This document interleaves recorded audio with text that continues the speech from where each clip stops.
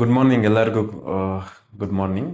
ಇವತ್ತು ಒಂದು ಒಳ್ಳೆಯ ದಿನನ ದೇವ್ರು ಕೊಟ್ಟಿರೋದ್ರಿಂದ ದೇವರಿಗೆ ನಾವು ಸ್ತೋತ್ರ ಮಾಡ್ತಾ ಒಂದು ಕಾಫಿಯನ್ನು ಕುಡಿತಾ ಯೇಸು ಕ್ರಿಸ್ತನೊಟ್ಟಿಗೆ ಈ ದಿನವನ್ನು ಆರಂಭ ಮಾಡೋಣ. ಇವತ್ತು ಆ, ನಾವು ಇವತ್ತು ಈ ವಿಡಿಯೋನ ನೀವು ನೋಡ್ತಾ ಇದ್ದೀರಾ ಅಂದರೆ, ಈ ಒಂದು ವಿಡಿಯೋದಲ್ಲಿ ದೇವ್ರು ನಿಮ್ಮ ಜೊತೆ ಏನು ಮಾತಾಡ್ಬೇಕಂತ ಇದ್ದಾರೆ ಅಂದರೆ, ಇವತ್ತಿನ ಒಂದು ಮೆಸೇಜ್ನ ಟೈಟಲ್ ಏನಂದರೆ, God can break laws to save you ಅಂತ. ಅಂದರೆ ದೇವರು ನಿಯಮಗಳನ್ನ ಮುರಿತಾರೆ. ಯಾಕೆ ಮುರಿತಾರೆ ಅಂದರೆ, ನಮ್ಮನ್ನ ಕಾಪಾಡೋದಕ್ಕೋಸ್ಕರ ನಿಯಮಗಳನ್ನು ಕೂಡ ಅವ್ರು ಮುರಿತಾರೆ. ಯಾರ ಬಗ್ಗೆನೂ ತಲೆ ಕೆಡ್ಸ್ಕೊಳ್ಳೋಲ್ಲ. ನಿಯಮ ಮಾಡಿದವನು ಯಾರು, ಮಾಡಿರೋರು ಯಾರು, ಯಾರ ಬಗ್ಗೆನೂ ತಲೆ ಕೆಡ್ಸ್ಕೊಳ್ತಾರೆ. ನಿಯಮನ ಮುರಿದು ಅವ್ರು ನಮ್ಮನ್ನ ಕಾಪಾಡ್ತಾರೆ. ಏನು ಹೇಳ್ತಾವ್ ನೀನು ಅಂತ ಹೇಳಿದ್ರೆ, ರೋಮನ್ಸ್ 5:8 ಏನು ಬರುತ್ತೆ ಅಂದರೆ, ನಾವು ಪಾಪಿಗಳಾಗಿದ್ದಾಗಲೇ ಕ್ರಿಸ್ತನು ನಮಗಾಗಿ ಬಲಿಯಾದನು ಅಂತ. ಅಂದರೆ ಒಂದು ಒಂದು ಒಂದು ರೂಲ್ ಇದೆ, ಪಾಪ ಮಾಡಿದ್ರೆ ಅವನು ಸಾಯಬೇಕು. ಮೋಶೆಯ ಧರ್ಮಶಾಸ್ತ್ರದಲ್ಲಿ ಈಗ ನಾನು ಪಾಪ ಮಾಡಿದ್ರೆ ನಾನು ಸಾಯಬೇಕು.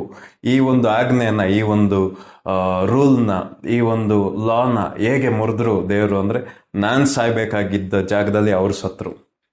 ಆಮೇಲೆ ಮತ್ತೆ ಮತ್ತೆ ಮೋಶೆಯ ಧರ್ಮಶಾಸ್ತ್ರದಲ್ಲಿ ಏನಿದೆ ಅಂದರೆ, ಕುಷ್ಠರೋಗಿಗಳನ್ನ ಮುಟ್ಟಂಗಿಲ್ಲ. ಮುಟ್ಟಿದ್ರೆ ನಾವು, ಅವರು ಅಶುದ್ಧಗಳು, ಅವ್ರನ್ನ ಮುಟ್ಟಿದ್ರೆ ನಾವು ಅಶುದ್ಧಗಳು. ಆದರೆ ಈ ದೇವ್ರು ಏನು ಮಾಡ್ತಾರೆ, ರೋಗಿಗಳನ್ನ ಮುಟ್ತಾರೆ. ಅಲ್ಲಿ ಏನಾಯಿತು, ಆಜ್ಞೆ ಮುರಿಯಲ್ಪಡ್ತು, ಆ ವ್ಯಕ್ತಿಗೆ ಆರೋಗ್ಯ ಸಿಕ್ತು. ಮತ್ತೆ ರಕ್ತ ಕುಸ್ಮಿ ರೋಗಿ, ಆ ರೋಗದಲ್ಲಿ ಇರೋರು, ಆ ಒಂದು ಪೀರಿಯಡಲ್ಲಿ ಇರೋರು, ಆ ಒಂದು ಟೈಮಲ್ಲಿ ಇರೋರು, ಆ ಒಂದು ಡೇಸಲ್ಲಿ ಇರೋರು ಯಾರಾದರೂ ಒಬ್ಬ ವ್ಯಕ್ತಿನ ಮುಟ್ಟಿದ್ರೆ ಅವರು ಕೂಡ ಅಶುದ್ಧ. ಇದು ಏನು ಹೇಳುತ್ತೆ, ಧರ್ಮಶಾಸ್ತ್ರ ಹೇಳುತ್ತೆ, ನ್ಯಾಯ ಇದನ್ನು ಹೇಳುತ್ತೆ.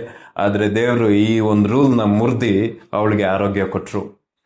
ಮತ್ತೆ ಇನ್ನೊಂದು ಲೋಕದಲ್ಲೇ, ಕಾಣ್ದಿರೋ ಲೋಕ ಆಗಲಿ ಕಾಣುವ ಲೋಕ ಆಗಲಿ, ದೊಡ್ಡ ಒಂದು ರೂಲ್ ಯಾವುದು ಅಂದರೆ, ಒಬ್ಬ ವ್ಯಕ್ತಿ ಸತ್ತರೆ ಅವ್ನು ಮತ್ತೆ ವಾಪಸ್ ಬರಂಗಿಲ್ಲ, ಮತ್ತೆ ಜೀವಿಸಂಗಿರೋದಿಲ್ಲ.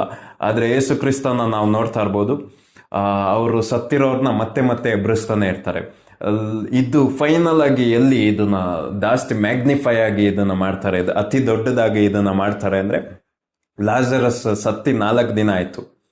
4 ದಿನ ಆದರೆ ಈ ಇಸ್ರಾಯೇಲ್ನ ಒಂದು ಕಲ್ಚರ್ ಪ್ರಕಾರ ಆತ್ಮ ದೇಹನ ಬಿಟ್ಟು ಲೋಕನ ಬಿಟ್ಟು ಹೋಗಿರುತ್ತೆ ಅಂತ ಅರ್ಥ. ಈ ಒಂದು ರೂಲ್ನ ಏನು ಮಾಡ್ತಾರೆ, ಯೇಸು ಕ್ರಿಸ್ತ ಬ್ರೇಕ್ ಮಾಡಿಬಿಟ್ಟು ಅವನ್ನ ಆಚೆ ಕರೀತಾರೆ. ಅವ್ರ ಕುಟುಂಬಕ್ಕೆ ಅವನ್ನ ರೆಸ್ಟೋರ್ ಮಾಡಿಕೊಡ್ತಾರೆ.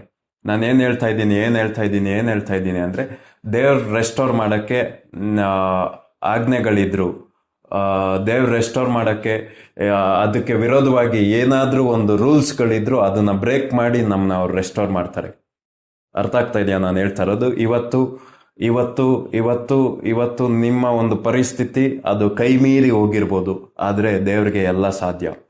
ಕೈ ಮೀರಿ ಹೋಗಿದ್ರು, ಅದು ನಮ್ಮ ಕಣ್ಣಿಂದ ಆಗಲ್ಲ ಅಂತ ನಾವು ತಿಳ್ಕೊಂಡಿದ್ರು, ದೇವರು ಎಲ್ಲ ಆಜ್ಞೆಗಳನ್ನ, ಎಲ್ಲ ಪ್ರಕೃತಿಯ ನಿಯಮಗಳನ್ನ, ಎಲ್ಲ ಕಾನೂನಿನ ನಿಯಮಗಳನ್ನ ಮುರಿದು ನಮ್ಮನ್ನ ಕಾಪಾಡ್ತಾರೆ. ಪ್ರಕೃತಿಯ ನಿಯಮ ಅಂದಾಗ ನನಗೆ ಒಂದು ಕಾರ್ಯ ಜ್ಞಾಪನ ಬಂತು. ನೀರ್ ಮೇಲೆ ಯಾರು ನಡೆಯಂಗಿಲ್ಲ. ನೀರ್ ಮೇಲೆ ಏನು ಯಾವುದೇ ಒಂದು ಕಾರ್ಯ ಆಗಿರಲಿ, ನೀರಿಗಿಂತ ಭಾರ ಇರೋದು ಮುಳುಗಬೇಕು. ಇದು ಪ್ರಕೃತಿಯ ನಿಯಮ. ಆದರೆ ಶಿಷ್ಯಂದಿರು ಕಷ್ಟದಲ್ಲಿರೋದನ್ನ ನೋಡಿ ಈ ನಿಯಮನ ಮುರಿದು ಯೇಸು ಕ್ರಿಸ್ತ ನೀರಿನ ಮೇಲೆ ನಡ್ಕೊಂಡೋಗಿ ಅವ್ರನ್ನ ಏನು ಮಾಡ್ತಾರೆ, ಕಾಪಾಡ್ತಾರೆ. ನಾನು ಹೇಳ್ತಾ ಇರೋದೇನೆಂದರೆ, ದೇವ್ರು ನಿಮ್ಮನ್ನ ಕಾಪಾಡಬೇಕಂತ ಡಿಸೈಡ್ ಮಾಡಿದ್ದಾರೆ.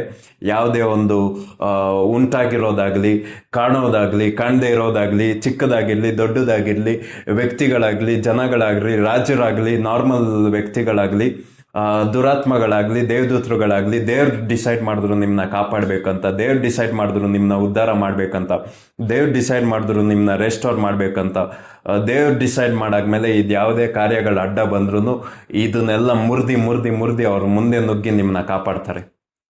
ಇವತ್ತು ಒಂದು ಕಾರ್ಯನ ಚೆನ್ನಾಗಿ ತಿಳ್ಕೊಳ್ಳಿ, ದೇವ್ರನ್ನ, ನಿಮ್ಮನ್ನ ಆಶೀರ್ವಾದ ಮಾಡೋದನ್ನ ತಡೆಯೋಕ್ಕೆ ಯಾವ ವ್ಯಕ್ತಿನೂ ಇಲ್ಲ, ಯಾವ ಶಕ್ತಿನೂ ಇಲ್ಲ, ಯಾವ ದುರಾತ್ಮಗಳು ಇಲ್ಲ, ಯಾವ ನಾಲ್ಗೆಗಳು ಇಲ್ಲ. ನಿಮ್ಮ ವಿರೋಧವಾಗಿ ಕಲ್ಪಿಸಲ್ಪಟ್ಟ ಯಾವುದೇ ಆಯುಧಗಳು ಸೃಷ್ಟಿಯಾಗಿರೋ ಯಾವುದೇ ಆಯುಧಗಳು ನಿಮ್ಮ ದೇವ್ರು ಮಾಡೋ ಕೆಲಸನ ನಿಮ್ಮ ಜೀವಿತದಲ್ಲಿ ತಡೆಯೋಕ್ಕಾಗೋದಿಲ್ಲ.